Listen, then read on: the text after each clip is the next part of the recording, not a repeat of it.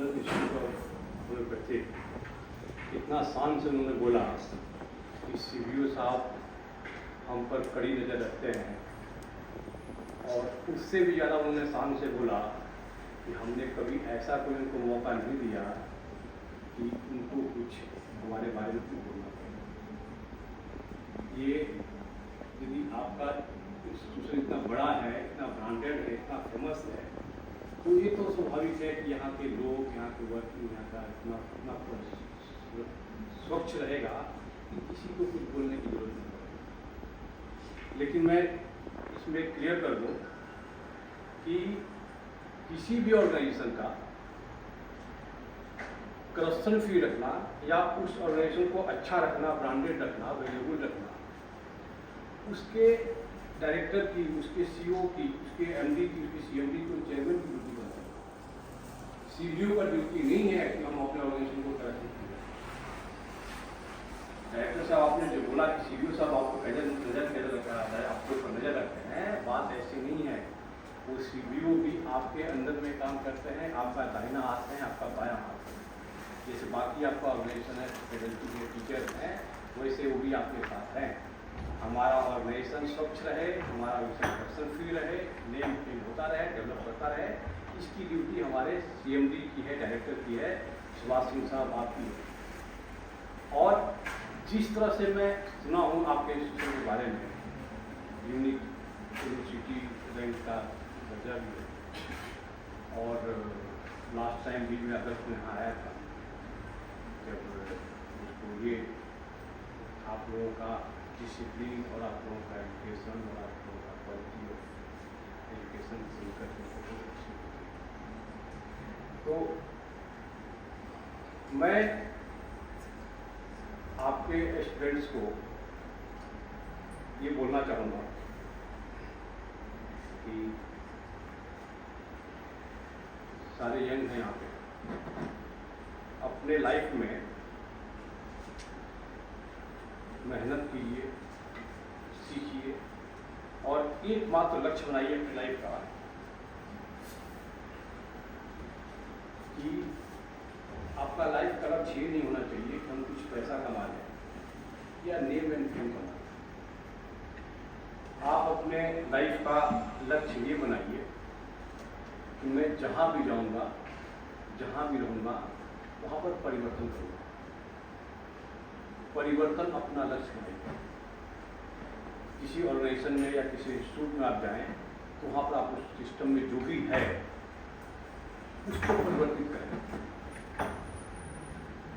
आप यदि यहाँ के फैकल्टी ज्वाइन करते हैं या डायरेक्टर ज्वाइन करते हैं, तो यहाँ पर आइए, जो अच्छाइयाँ हैं उसको और अच्छा कीजिए, जो कमियाँ हैं, हर जगह कमी होती है, अच्छाई होती है, बुराई होती है, उस पर उससे लड़िए, उसको इम्प्रूव कीजिए, उसको सुधार कीजिए, तब आपका लाइफ सफल हो पाएगा। सीबीओ का रहना न रहना कोई इम्पोर्टेंट नहीं है। हम अपने आप में अपने आप को स्वच्छ रखें, अपने आप को ठीक रखें, वो ज़्यादा अच्छा है। Respected director NIH Shri Subhash Singh ji, CBO और हमारे काउंटर पार्ट अवजीत बर्मन,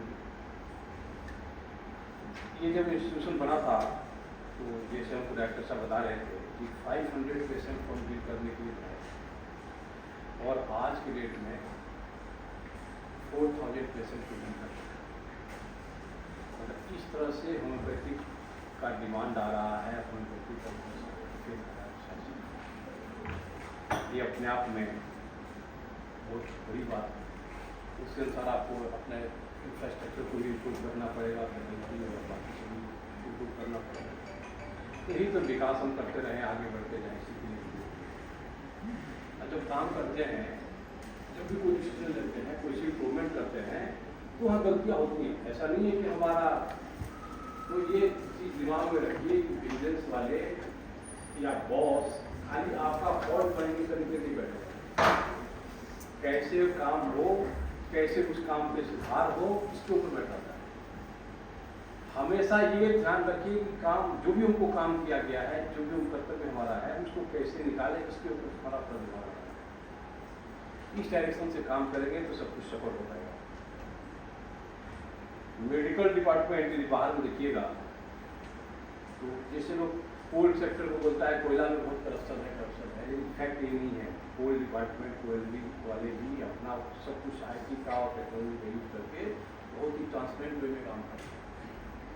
कोयला कोल इंडिया कंपनी जिस तरह से राष्ट्र के निर्माण में कंट्रीब्यूशन कर रहा है, मैं हमेशा बोलता हूँ जहाँ भी जाइए, यदि कहीं आपका ईंट हो, सीमेंट हो, स्टील हो या इलेक्ट्रिसिटी हो, फैन हो, चश्मा हो, कपड़ा हो, कुछ भी है तो कोयला जाता है तो ईंट बनता है और स्टील बनता है, सीमेंट बनता है। वो कोयला जाता है तो पावर बनता है, इलेक्ट्रिसिटी जनरेट होता है तो मशीन चलता है, हमारा शर्ट बनता है, चश्मा बनता है। यदि कोई ब्रिज स्ट्रक्चर लिफ्ट और जो भी कुछ आप देखिएगा बिना कोयला का, बिना पावर का पॉसिबल नहीं है। यानी कोल इंडिया का कंट्रीब्यूशन कितना बड़ा है राष्ट्र के निर्माण में।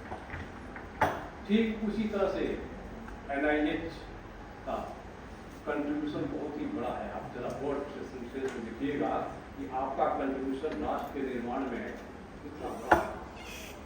हमारे 2-3 व्यक्ति ऐसे हैं उसको मैं बुला के लाया कोलकाता में, कहीं आपको ट्रीटमेंट डाल देते हैं।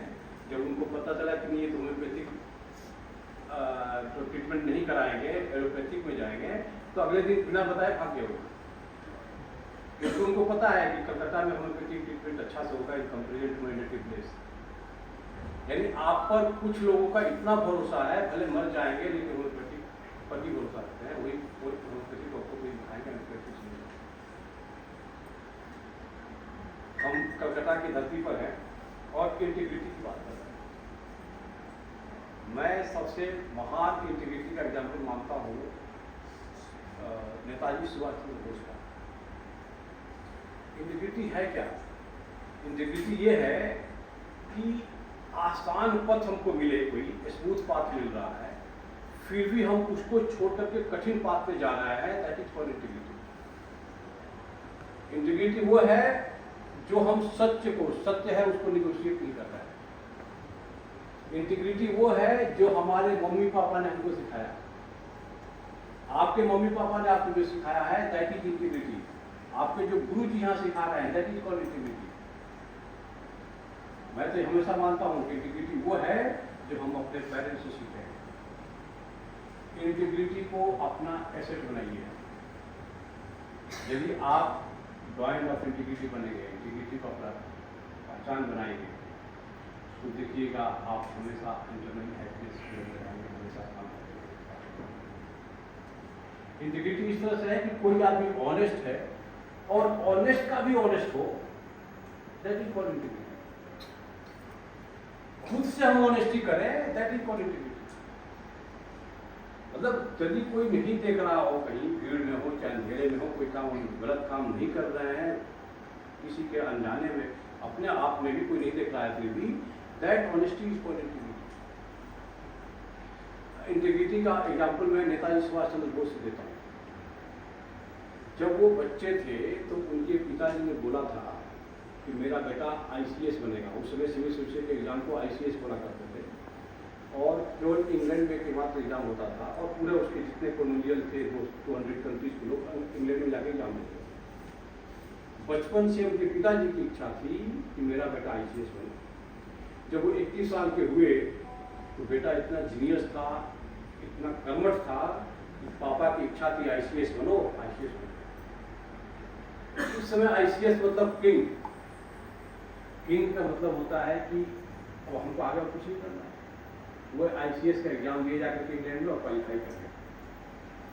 जब उसको एग्जाम क्वालिफाई करने के बाद वापस आ रहे थे इंडिया में, तो बहुत सारे इंडियन बॉम्बे हाई में जब उनका शिप आने वाला था तो बहुत इकट्ठा हुआ था भीड़। तो जब शिप में थे तभी वो देखी कि ये लोग इतना क्यों खड़े हैं। हम IAS बन जाए चाहे कलेक्टर बन जाए चाहे जो भी बन जाए, इससे तो इनको कोई मतलब है नहीं, ये क्यों इतना खड़े हैं।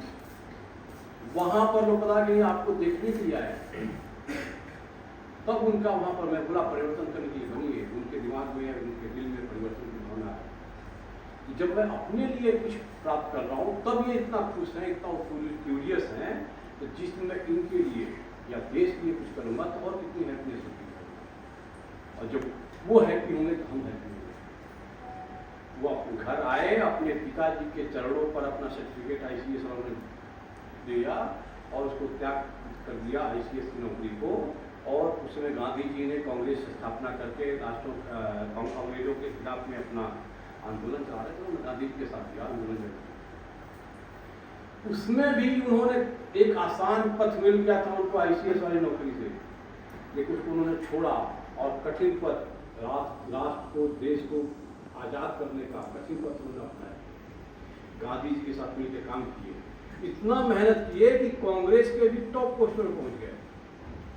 समवेयर 1914 में he was president of Congress.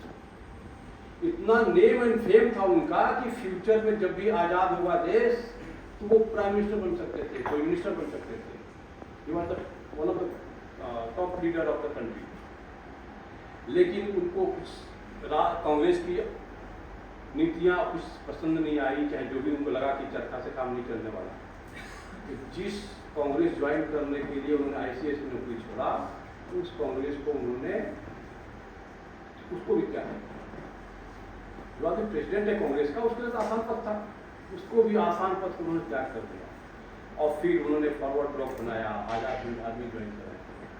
और आपको पता है क्या क्या नहीं किया उस अकेला आदमी ने। वो सारा काम किया कि अंग्रेजों को हम कैसे कष्ट मिला। जितने अंग्रेजों ब्रिटेन के दुश्मन कंट्री वाले थे, दुश्मन थे, सबके साथ दोस्ती किया उन्होंने और पता नहीं क्या क्या किया, पढ़िएगा। तो ये दो एग्जाम्पल मैं नेताजी सुभाष चंद्र बोस का मैं देना चाहता हूँ कि वो होता है कि हम आसान पथ को छोड़े, कठिन पथ को अपनाएं। कहीं आप जाइए, कोई डिफिकल्ट पेशेंट आ गया, क्रिटिकल पेशेंट आ गया, उसको बचा लीजिए, तब आपको लगेगा कि हाँ मैं है बन सकता। तो वो हम लोग पिछले आप एक सप्ताह से पूरा एथिक्स और इंटीग्रिटी की हम लोग बात करते रहे हैं। बहुत अच्छा है कि आप ड्राइंग कैसे कंपटीशन आपको है इसका। जब दिमाग में इस तरह की बातें, अच्छी अच्छी बातें आती हैं, क्या अच्छा है क्या बुरा है, आप डायरेक्टर साहब ने बोला कि आपका विचारों के बारे में पता चले। स्कूल में चाहे पेरेंट्स सब यही सीखते हैं कि क्या अच्छा है क्या बुरा है, हमारा अधिकार क्या है, क्या हम कर सकते हैं, क्या हमारे राइट्स हैं, ये हमको जानना है। संविधान का ही पार्ट है, जो बिजनेस वाली जो एक्टिविटी है वही संविधान का ही पार्ट है। उसी को फॉलो करने के लिए अलग डिपार्टमेंट बनाया गया। रूल्स रेगुलेशन को फॉलो करने के लिए पुलिस डिपार्टमेंट बनाया गया। एक बार मैं पढ़ रहा था कि विजिलेंस डिपार्टमेंट का काम क्या होता है। तो कौटिल्य ने लिखा है कि एक बहुत बड़ा तालाब है, इसमें लाखों मछलियां हैं। उसमें विजिलेंस वालों को लगा दिया गया कि आप वॉच करते रहो कि कोई मछली पानी तो नहीं पी रही है। तो इतना बड़ा तालाब, इतनी मछलियां, वो पूरा तालाब में घूम भी रही है, उसमें कुछ बिजनेस ऑफिसर लगाया गया कि वॉच करते रहो, देखते रहो कि कुछ है। इतना बड़ा हमारा NIH है, इतने हजारों की संख्या में लोग हैं, इतने हमारे पेशेंट आ रहे हैं, इतने हमारे डॉक्टर्स हैं, इतना फैकल्टी है, प्रोफेसर है। इसमें हमारे बर्मन साहब को लगाया गया वही पार्ट टाइम करके कि आप वॉच करते रहो, कहीं कुछ अनकमानी तो नहीं हो रहा है, कहीं सिस्टम में कुछ लूप तो नहीं है। आप इमेजिन कीजिए कि इतना बड़ा तालाब है, हमको काम भी करना है, हमको ट्रीटमेंट भी करना है, अपना प्रोग्रेस भी करना, डेवलप भी करना, आगे बढ़ना है। तो क्या ऐसा हो सकता है कि हम जाने अनजाने में गलती न करें? मैं एज ए CBO जब पढ़ा तो मैं सोचा कि बहुत डिफिकल्ट काम है। ये तभी पॉसिबल है जब मछली वहां से बाहर आए और आकर बाहर बैठ जाए, तभी वो पानी नहीं पी सकती। ऐसा इम्पॉसिबल है पानी ना पी। यानी हम किसी ऑर्गेनाइजेशन में काम कर रहे हैं, हम कोल सेक्टर से आए हैं, माइनिंग एक्टिविटी काम कर रहे हैं, इतना हजारों लाखों करोड़ का हम टेंडर करते हैं और हम कोई गलती में करें, समझ नहीं सकता। जाने अनजाने में कोई ऐसा मछली नहीं है जो पानी नहीं पीती है। तब मैं उसको थोड़ा सा रिव्यू किया कि मैं खुद मछली बन जाता हूँ और पानी में पी जाता हूँ और पूरा हमको तालाब घूमना है, काम भी करना है। क्या हो सकता है ऐसा कि हम जाने अनजाने में थोड़ा चाहे कम पानी में? ये इम्पॉसिबल है। यानी जो आदमी निकम्मा है, जो काम नहीं करता है, वही गलती नहीं करेगा। वरना जब हम डिसीजन ले रहे हैं, काम कर रहे हैं, गलतियां होंगी। एक होता है गलतियां होना, एक होता है कि करप्शन करना। One is called mala fide, other is called bona fide. मैं आप लोगों को कल आप किंग बनिएगा, कल जाकर के आप लोग अपने डिपार्टमेंट का किंग बनिएगा, सिटीजन बनिएगा, अपना कर्म करना है। तो मैं यहाँ बोलना चाहूँगा कि आप काम कीजिए, डिसीजन लीजिए। टेंडर अवार्ड करना, हम L1 को दें, L2 को दें, क्या काम करना, हम अपनी कंपनी से डिसीजन लेंगे। यदि वो गलती भी हो जाए, आप सोच समझ करके, रूट को डिस्कस करके, अपने लोगों के साथ डिस्कस करके तब आप डिसीजन लीजिए। जो आपका दिल चाहता है ऐसा डिसीजन लीजिए। यदि वो डिसीजन गलत भी हो गया ना, तो चूंकि आपने सोच समझ के लिया है, अपने हार्ट का यूज करके और रूल रेगुलेशन देख कर लिया है और कंपनी के हित में डिसीजन लिया है, यदि वो डिसीजन गलत भी हो जाए, बॉस को पकड़ने चाहे बिजनेस वाला पकड़ भी ले, तब भी मेरी बात मानिए, आपको आत्मग्लानि नहीं होगी। आप बोल सकते हैं ठीक है मेरा नसीब खराब था, गलती हो गया, लेकिन मैंने जो किया था उसमें सिचुएशन के हिसाब से जो किया था सीख गया। माय डियर डॉक्टर्स, कोविड के पीरियड को याद कीजिए, एक से एक डॉक्टर क्या क्या नहीं किए। मैं तो, मेरा ब्रदर भी डॉक्टर है, मुझको तो लगता था कि मैं तो पता नहीं कहाँ मंदिर में जाकर के पूजा करता था, मेरे बगल में मेरा डॉक्टर, मेरा भगवान बैठा हुआ है। आपको मैं ऐसा रिस्पेक्ट करता हूँ। कोई किसी का काम करके कुछ हो सकता है, अन्नदान देगा चाहे कुछ और देगा, आप जीवन मान देते। लेकिन माय डियर फ्रेंड्स, कभी कभी कुछ लोगों के चलते मेडिकल प्रोफेशन भी बदनाम हो जाता है। बहुत लोगों ने बोला है कि बहुत प्रोफेशनलिज्म है मेडिकल फील्ड में भी, लोग अपना बिजनेस बना रखे हैं। तो आपके जब हमारा IAS के जब डॉक्टर्स वहाँ जाएंगे, man of integrity, lion of integrity, आप जो इथिक्स और मोरल वैल्यूज की बातें सीख करके जाएंगे, वहाँ जाइए और अपने कर्म में ऐसा लगाइए, कोई ऐसा काम नहीं करेंगे जो हमारा दिल चाहता है। आपका जो दिल चाहता है वो करिए, सोच समझ के कीजिए, कोई ऐसा काम ना करें जिसका बाद में आपको अफसोस हो। उसमें मैंने कहीं कहा था, लेकिन हाँ कोई ऐसा डिसीजन आप ले रहे हैं, कोई ऐसा प्रायोरिटी या कुछ इस तरह से कर लीजिए कि वो वाला फाइल है, अपना नियत आपका खराब है, तब आप डिसीजन ले रहे हैं, तो ऐसे केस में कोई माफ नहीं करता है। आप डिसीजन लीजिए, गलतियां होंगी, सब लोग आपको माफ करेगा, आपके CBO साहब भी माफ करेंगे, बॉस भी माफ करेंगे, ठीक है गलती हो गया, तकदीर खराब था, गलती हो गया। लेकिन यदि आप मलाफाइड इंटेंशन से काम कर रहे हैं, आपका नियत खराब है, तब आपको कोई माफ नहीं करेगा। उसमें हमने कहीं कविता पढ़ा था कि बख्श देता है खुदा उनको, बख्श देता है खुदा उनको जिनकी तकदीर खराब होती है। तकदीर खराब था, गलती हो गया, बख्श देता है खुदा उनको जिनकी तकदीर खराब होती है, लेकिन वो हरगिज नहीं बख्शे जाते। CBO साहब, लेकिन वो हरगिज नहीं बख्शे जाते जिनकी नीयत खराब होती है, जिनकी नीयत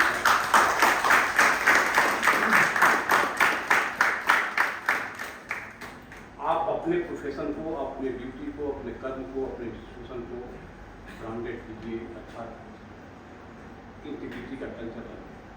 इस साल का हमारा बिजनेस और उसका थीम यही है, culture of integrity for Nations. सत्यनिष्ठा की संस्कृति से राष्ट्र की समृद्धि, यानी हमको राष्ट्र का निर्माण करना। ऑनरेबल पीएम का स्पीच सुनिएगा, इस बात का 15 अगस्त का। एक हम बोल रहे हैं कि कल्चर ऑफ इंटीग्रिटी लाए अपने सिस्टम में, उन्होंने इस बात का स्पीच दिया उल्टा। उन्होंने बताया कि भ्रष्टों का महिमा मंडल नहीं होना चाहिए। लाल किला से ऑनरेबल पीएम ने बोला था कि भ्रष्टों का महिमा मंडल। हम ऐसे सोसाइटी में रह रहे हैं, हम ऐसे डिपार्टमेंट में काम कर रहे हैं, हम ऐसे जगह काम कर रहे हैं जो भ्रष्ट है, उसकी तारीफ हो रही है।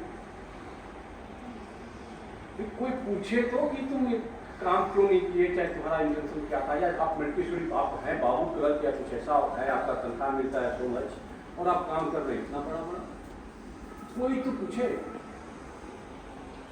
ऑनरेबल पीएम का इंटेंशन नहीं था कि यदि कोई भ्रष्ट है तो उसका तारीफ नहीं होना चाहिए। हमारे गांव में चाहे हमारे शहर में कोई मल्टी स्टोरी बिल्डिंग बना लिया तो हमको लोग पूछे तो आप इतना पैसा लाए कहाँ से। जिस दिन से हमारा सोसाइटी, हमारे यहाँ के लोग उनका गुणगान करना बंद कर देंगे, उनको रोक टोक करना शुरू करेंगे, तभी जाकर के हम अपने सोसाइटी से कर शुरू कर सकते हैं। अदरवाइज जो यहाँ पर करप्शन करके जा रहा है उसका हम गुणगान करेंगे तो 100 प्रॉफिट बढ़े पड़ता है। मेरे यंग डॉक्टर्स, मैं हमेशा बोलता हूँ कि आपके साथ खाली भगवान साहब नहीं है, हमारे हर ऑफिसर, हमारा हर डॉक्टर एक बिजनेस ऑफिसर है। आप कम से कम अपने आप को स्वच्छ रखिए, सतर्क रखिए, अपने आप को क्लियर रखिए। जब आप ठीक रहेंगे तो एक और मेरी बात मानिए कि अपने कलीग को, अपने जो साथ में बैठता है उसको सुधारिए, उसमें सतर्कता लाइए, उसके अंदर अनुष्ठी लाइए। ऐसे करते करते आपका पूरा क्लास में इंटीग्रिटी की बातें आएंगी, अच्छाइयाँ आएंगी, पूरा सोसाइटी में जाएगा, पूरा आपका ऑर्गेनाइजेशन में जाएगा। इस तरह से एक एक करके आपका कंट्रीब्यूशन चाहिए ताकि हम राष्ट्र को समृद्ध बना सकें, राष्ट्र को करप्शन से बना सकें। ऑनरेबल पीएम का बोलने का पर्पस यही था कि मेरे अंदर हिम्मत होना चाहिए, जो गलत है उसको गलत कर सकते। मैं रेलवे का ऑफिसर हूँ, मैं रेलवे में भी विजिलेंस में था। वहाँ पर एक कविता बनाया था कि वक्त के इस दौर में, वक्त के इस दौर में, उम्र के इस पड़ाव पर,